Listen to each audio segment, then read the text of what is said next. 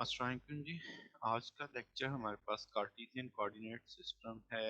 इसमें हम वेलोसिटी और एक्सेलरेशन की भी स्टडी करेंगे कि इसके न्यूमेरिकल्स या क्वेश्चन कैसे पूछे जा सकते हैं।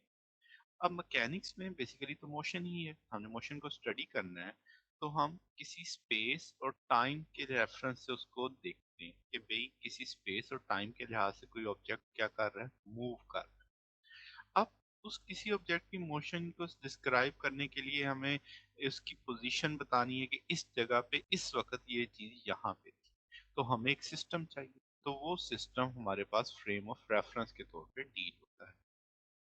तो उसमें से इन मुख्तलिफ तरह की सिचुएशंस के लिए मुख्तलिफ फ्रेम ऑफ रेफरेंस हम यूज करते हैं। सबसे पहला जो हम यूज करेंगे that is cartesian coordinate x y z. आपने इसको थोड़ा सा होना है पहले आपको।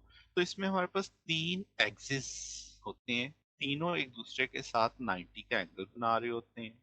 तीनों एक दूसरे को जिस पॉइंट पे कट करते हैं डेट इज कॉल्ड ओरिजिन। और आपके पास इसको हम रेक्टेंगुलर कोऑर्डिनेट सिस्टम भी बोल देते हैं, कार्टेशियन कोऑर्डिनेट सिस्टम भी दे देते हैं। इसको इस्तेमाल करना काफी हमारे लिए आसान। लेट्स से जैसे आप तस्वीर में देख सकते हैं कि एक पी पॉइंट आपको दिखाया जा रहा है और उसके आगे ब्रैकेट में एक्स वाई एंड जी लिखा हुआ है। ये एक्स वाई एंड जी इसके कोऑर्डिनेट्स हैं। मतलब कि इस पी पॉइंट की पोजीशन अगर आपने देखनी हो तो एक्स एक्सिस पे इसका तय करदा फासला, वाई एक्सिस पे तय करदा फासला और जी एक्सिस पे इसका तय करदा फासला। तो ये चीज एक्स वाई जी की सूरत में बताई जा रही है। तो अब ओरिजिन से उस पॉइंट तक एक वेक्टर बना दिया गया, पोजीशन वेक्टर आर। तो ये आर वेक्टर, अब अगर मैं कहूं कि ये जो पोजीशन वेक्टर है यहां तक पहुंचने के लिए हम मुझे एक्स एक्सिस पे एक्स डिस्टेंस कवर करना पड़ा, वाई एक्सिस पे मुझे वाई डिस्टेंस कवर करना पड़ा, जी एक्सिस पे मुझे जी डिस्टेंस कवर करना पड़ा। और हमने यूनिट वेक्टर तो पढ़े हुए हैं। तो x की डायरेक्शन i यूनिट वेक्टर बताएगा, y की डायरेक्शन j यूनिट वेक्टर बताएगा और z की डायरेक्शन k यूनिट वेक्टर बताएगा। तो थ्री डायमेंशन आपके पास x i plus y j plus z के, इन सारी वैल्यूज को जमा करूंगा तो ये आर वेक्टर के बराबर आ जाएगा। अब हमने मैग्नीट्यूड भी पढ़ा हुआ है, तो आर स्केयर इक्वलेंट आ जाएगा किस चीज के, x square plus y square plus z square. अब अगर हम एक्स वाई जी एक्सिस को देखें, मैं कहता हूँ इस पी पॉइंट को थोड़ा सा और बड़ा कर लो। जब आप इसे और बड़ा करेंगे तो आप देखोगे कि एक्स एक्सिस पे भी लेंथ में चेंज आएगी, वाई एक्सिस में भी लेंथ में चेंज आएगी और जेड एक्सिस में भी लेंथ में चेंज आएगी। तो इस तरीके से इसका ना पी पॉइंट जब मूव करेगा तो एक्स में चेंज भी नोट की जाएगी, वाई में भी चेंज नोट की जाएगी और जी एक्सिस में भी चेंज नोट की जाएगी। अब आपके पास अगर हम कहें कि वॉल्यूम क्या होगा, तो हम एक्स एक्सिस की लेंथ, वाई एक्सिस की लेंथ और जी एक्सिस की लेंथ को आपस में मल्टीप्लाई कर देंगे तो इस सारे का वॉल्यूम निकाला जा सकता है। अब पोजीशन, हमें पता है कि इस पॉइंट की पोजीशन वेक्टर ये है। हम अगर पोजीशन वेक्टर को टाइम के लिहाज से डेरिवेटिव लेते हैं तो हम वेलोसिटी फाइंड आउट कर लेंगे क्योंकि डिस्प्लेसमेंट ओवर टाइम आ जाएगा आपके पास। देन हम इसको आर डॉट, ये न्यूटनियन मैकेनिक्स है, न्यूटन इस तरीके से डेरिवेटिव मेंशन किया करता था कि आर डॉट का मतलब है कि आर का डेरिवेटिव लिया गया विद रिस्पेक्ट टू टाइम। अच्छा जी, अब आपके पास आर की वैल्यू भी मौजूद है तो आप लिखेंगे x i plus y j plus z k. अब आपके पास एक्स का derivative with respect to time, y का derivative with respect to time, z का derivative with respect to time. तो एक्स के ऊपर भी आप देखो एक डॉट लग गया, वाई पे भी डॉट लग गया और जेड पे भी डॉट लग गया। आई जे के का डेरिवेटिव नहीं होता, क्यों? उसका डेरिवेटिव जीरो होता है क्योंकि आई तो इसका मैग्नीट्यूड वन है, इसने आई की डायरेक्शन तो चेंज ही नहीं होनी, तो ना मैग्नीट्यूड चेंज होना है, तो इसका मतलब ये कांस्टेंट है। तो इसका ना कांस्टेंट का डेरिवेटिव जीरो होता है। तो जनाब वेलोसिटी आपने मेंशन कर दी x dot i plus y dot j plus z dot k. Okay, अब अगर हम एक्सेलरेशन देखना चाहते हैं तो अभी हमें वेलोसिटी का डेरिवेटिव उठाना होगा। तो वेलोसिटी dv बटा dt, तो हम इसे v डॉट मेंशन कर सकते हैं, आर के ऊपर डबल डॉट आ जाएंगे, यानी एक तरह से second order derivative of position vector आ जाएगा आपके पास। तो आपके पास अगेन जो वेलोसिटी का आंसर आया हुआ है उसका डेरिवेटिव मुझे लेना है। तो एक दफा फिर डेरिवेटिव करेंगे तो एक डॉट की जगह टू डॉट मेंशन होना शुरू हो जाएंगे कि x double dot i plus y double dot j plus z double dot k तौर पे। तो ये अब चीज हमारे लिए एक्सेलरेशन का रोल प्ले कर रही है। अब आपके पास हम आमतौर पे कार्टेशियन कोऑर्डिनेट सिस्टम को प्रेफर करते हैं कि जब कोई ऑब्जेक्ट लीनियर मोशन में चल रहा हो, यानी किसी ऑब्जेक्ट की मोशन स्ट्रेट लाइन में हो। मगर हम इसे नहीं, अगर कोई जैसे एक आप घर से किसी बाजार तक जाते हैं तो जरूरी नहीं सड़क सीधी हो, आप 90 के एंगल पे टर्न करते हैं या आप कोई टर्न लेते भी हैं, तो हम उसके पार्ट्स बना के, उसके पैचेस बना के, जिस जहां तक हमारा रास्ता सीधा है हम इसको डिस्कस कर सकते हैं। ओके, अब लेट्स से एक केस समझते हैं कि अगर आप बिल्कुल ही सीधे चलते जा रहे हैं स्ट्रेट, तो आपके पास जो एक्सेलरेशन है और वेलोसिटी है हम उसे स्केलर मान लेंगे। क्यों? क्योंकि डायरेक्शन ही नहीं चेंज होनी। अब ऊपर तो फार्मूले में आप वेलोसिटी को वेक्टर ले रहे हैं, एक्सेलरेशन को वेक्टर ले रहे हैं, मगर अब जब हम इसे, जैसे आप देखें पोजीशन है, एक चीज एक्स एक्सिस के अलोंग चलती जा रही है, तो आप कहेंगे एक्स आई उसकी पोजीशन वेक्टर होगा। वेलोसिटी ले लेंगे तो वी आई आ जाएगा, एक्सेलरेशन ले लेंगे तो ए आई आ जाएगा।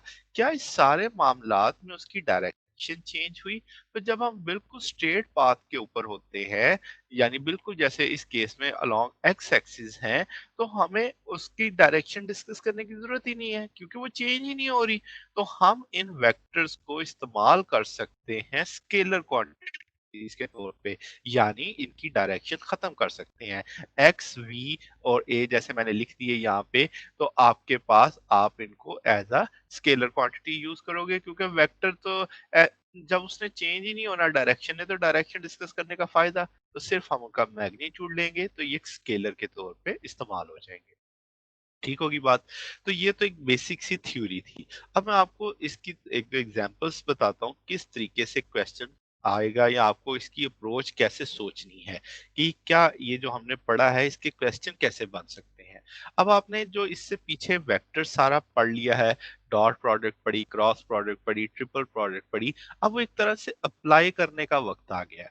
जैसे आप ये पहला एक एग्जाम्पल देखो, तो आपके पास इस एग्जाम्पल में क्या है, आपको एक पोजीशन वेक्टर दिया गया है 2t² minus 5ti plus 4t+2j unit vector plus 3tk, और आपसे कहा जा रहा है dr/dt फाइंड आउट करो और d² r यानी सेकंड ऑर्डर डिफरेंशियल निकालो r का।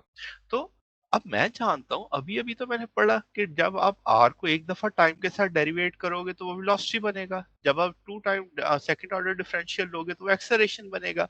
तो इनडायरेक्टली उसने मुझे इस केस के लिए वेलोसिटी मांगी है और एक्सेलरेशन मांगा है। तो इस गिवन इक्वेशन को जब मैं एक दफा टाइम के लिहाज से डिफरेंशिएट करता हूं, तो ये आपके पास वेलोसिटी के तौर पे आ जाता है। इसके यूनिट मीटर पर सेकंड आ जाएंगे, तो आपके पास ये चीज आ जाएगी 4 सेकंड, यानी आपने एक डिफरेंशिएट करके मैंने आंसर लिख दिया उस चीज का।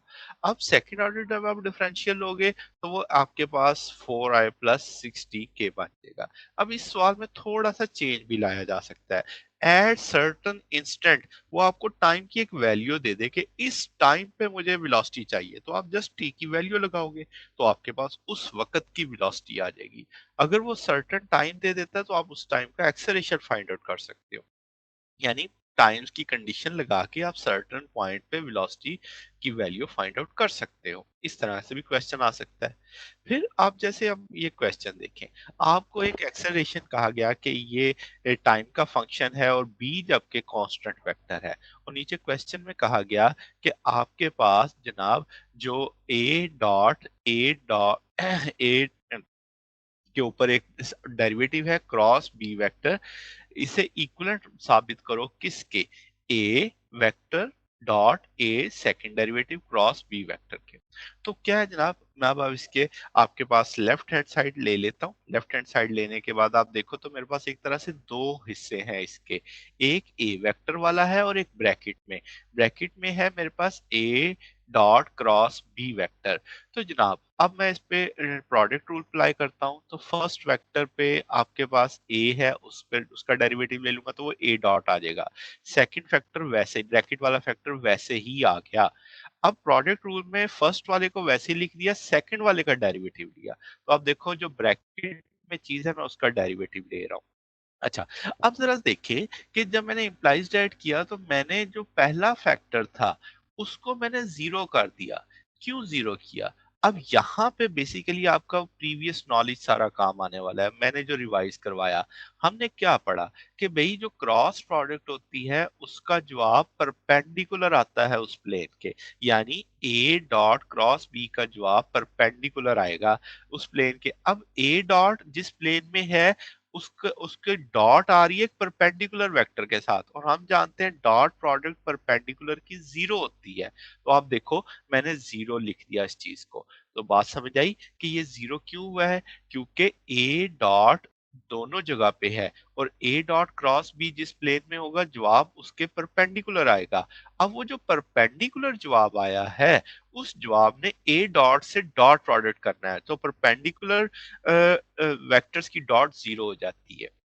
सेकंड में देखें, ए वेक्टर डॉट आ गया। अब अगेन ब्रैकेट के अंदर दो चीजें हैं तो हम इस पे भी प्रोडक्ट रूल लगाएंगे। फर्स्ट वेक्टर का डेरिवेटिव लिया, सेकंड वैसे ही आ गया। देन फर्स्ट रखा और सेकंड को आपने डेरिवेट कर दिया। अब मसला क्या है? बी तो एक कांस्टेंट वेक्टर है, तो जब आप बी का डेरिवेटिव लोगे तो उसे जीरो हो जाना चाहिए, क्योंकि कांस्टेंट का डेरिवेटिव जीरो होता है। तो आप देखो इस केस में हमने बी डॉट को जीरो कर दिया, क्योंकि बी का डेरिवेटिव नहीं हो सकता। तो अब आपके पास रिमेनिंग फैक्टर यही बच गया जो उसने हमसे पूछा था। तो अब आपने देखा कि ये अब है तो एक्सेलरेशन ही एक तरह से चला, बट उसने आपसे एक डॉट प्रोडक्ट क्रॉस प्रोडक्ट सारे इसमें इस्तेमाल हुए। तो आपके पास इस तरीके से उस चीज को जो प्रीवियस नॉलेज है आपने उसको इस्तेमाल करना है। चलें एक और क्वेश्चन देखते हैं।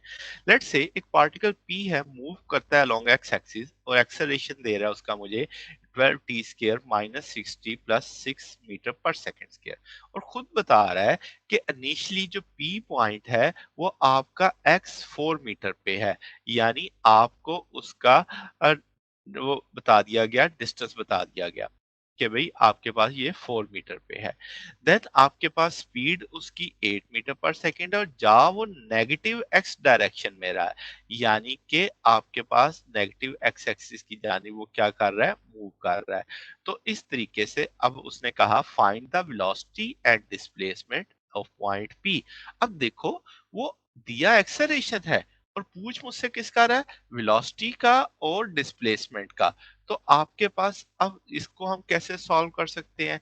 तो जनाब हम जानते हैं एक्सेलरेशन होता है डीवी ओवर डी टी को क्रॉस कर देंगे इस तरफ और इंटीग्रेट करेंगे। तो ये अब आपके पास जब आप टाइम के लिहाज से इसको इंटीग्रेट करोगे तो ये आपका 4t cube minus 3t square plus 6t plus c आ जाएगा। तो ये वेलोसिटी हासिल हो गई। यहाँ पे सी इंटीग्रेशन कांस्टेंट आ गया। अब जब भी हम इंटीग्रेशन में कांस्टेंट आता है तो बाउंड्री कंडीशन या कंडीशन लगा लेते हैं। तो आपके पास उसने खुद बताया था कि वेलोसिटी आपकी 8 मीटर पर सेकंड है। कब? इनिशियली, यानी जब टाइम आपका जीरो होगा, तो बिल्कुल स्टार्टअप पे। तो आपके पास इसका मतलब हम इस जगह पे जब वेलोसिटी को -8 आपके पास प्लेस करके टाइम जीरो करके सी की वैल्यू निकाल सकते हैं। तो सी बराबर आ जाएगा किस चीज के, -8 के। तो वो वैल्यू मैंने वहां पे प्लेस कर दी। तो इस तरीके से आपने वेलोसिटी फाइंड आउट कर ली। अब अगेन मुझे डिस्प्लेसमेंट भी चाहिए, तो अगेन मैं वेलोसिटी को dx ओवर dt लिख सकता हूँ। यहाँ से t दूसरे एंड पे चला जाएगा।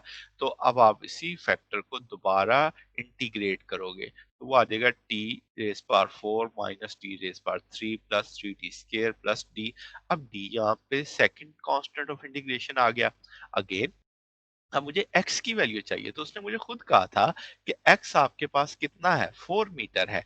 तो जब टाइम आपका जीरो होगा तो जब मैं t 0 करूँगा तो x आपके पास 4 आना चाहिए।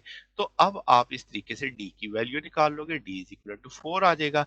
तो आप ये वैल्यू यहाँ पे प्लेस कर दोगे, तो इस तरीके से डिस्प्लेसमेंट आपने मालूम कर लिया। तो आपने देखा कि कार्टेशियन कोऑर्डिनेट सिस्टम के अंदर किस तरीके के प्रॉब्लम आप क्लासिकल मैकेनिक्स में अब देखने वाले हैं। तो आपके पास एक इनिशियल है एक कार्टेशियन कोऑर्डिनेट सिस्टम। कल हम इंशाल्लाह पोलर कोऑर्डिनेट सिस्टम देखेंगे कि उसमें उसके इस्तेमाल क्यों किया जाता है, उसके रूल्स क्या हैं। तो आज के लिए बस इतना ही। इंशाल्लाह बकिया फिर कल के लेक्चर। ओके, अल्लाह हाफिज।